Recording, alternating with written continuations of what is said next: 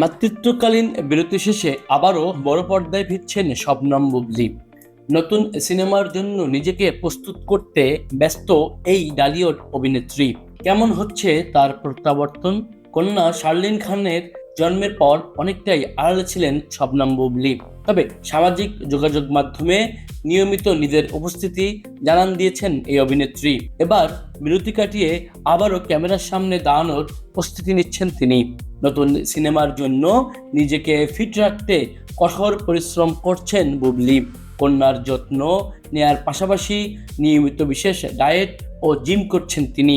সবকিছু ঠিকঠাক থাকলে আগামী মাসে ঢাকাইয়া দেবদাস সিনেমার মাধ্যমে বড় পর্দায় ফিরবেন শবনম বুবলী।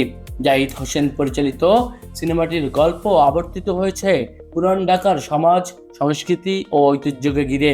এতে বুবলীর বিপরীতে অভিনয় করছেন আদর আজাদ। তবে শুধু ঢাকাইয়া দেবদাস নয়, বুবলীর হাতে রয়েছে আরও কয়েকটি সিনেমা।